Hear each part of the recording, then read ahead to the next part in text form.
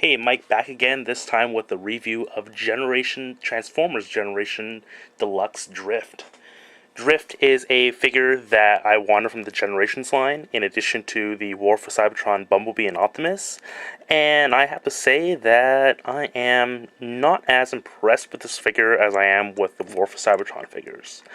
It's not a bad figure. I think it's a really good figure for the Generations line, but I will get to why I am not too impressed by this figure just in a little bit. In this alt mode, he is a Rice Racer Nissan Sylvia S15, I believe, with a spoiler. Very minimal paint apps aside. Well, not really minimal, but kind of just a dull paint apps with these red stripes over him. And painted headlights and rear grille and painted rear windows.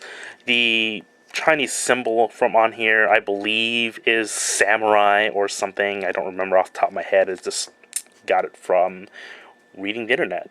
Aside from this mode, he just rolls around pretty well. Oh, and his sword storage is on the bottom.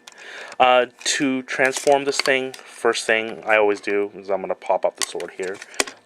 Pull the part of the hood in half like this and set them aside, and it reveals his head. Next, I'm going to detach the doors from here. Next, take the legs, fold them out and down like this. Then the feet are actually pretty interesting. Well, detach the legs. The feet are actually interesting.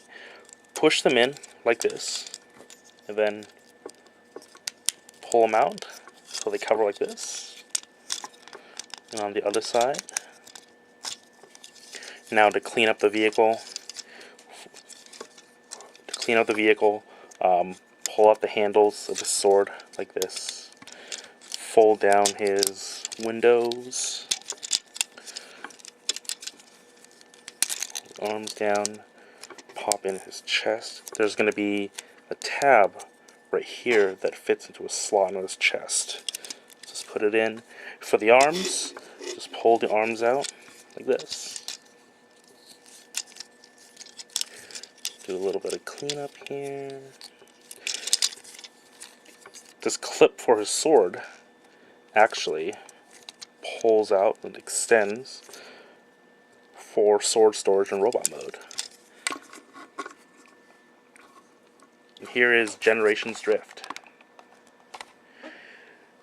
As I said, Drift isn't a bad figure, but he's not a stellar figure also. My biggest issue with this, if you notice right off the bat, is that he has a lot of kibble on him. And he's got these huge-ass legs, which don't really do it for me. They kind of limit the posability a little bit. This is the farthest extent of posability on his knees. And when you're posing him, these parts kind of bang in the way of everything, especially when you have his sword stored into his back right here like this. Then the sword kind of gets into the way of the legs and all. And I think that overall, that even though that it's a pretty decent figure, the kibble actually just kind of ruins it for me in a sense. It's not a bad figure by any means, but I think that as far as the Generations line goes, that I felt that then maybe they could have done better with this figure. His arms do have a swivel right here, and they have double joints, and these handles are actually for his daggers that store into his hands. He's got two of them, and his sword fits, but he's got a wobbly sword, kind of like Bludgeon does. He does have light piping in his head, really good. As you can see in this mode, his paint apps haven't really changed much. Still a lot of just red and white, and he's now got this black to kind of break it up, and he's got the two Autobot insignias on him. But all in all, if you liked the character Drift, and I understand that looking at the IDW comic pages from him, that this kibble is accurate, I still don't I'm still not really feeling this figure. And I hear that now that there's going to be a blur repaint, a redeco, retool, or whatever of this particular mold, and I'm probably not going to get it. I'm just not too impressed by this one. Up next is going to be War for Cybertron Optimus.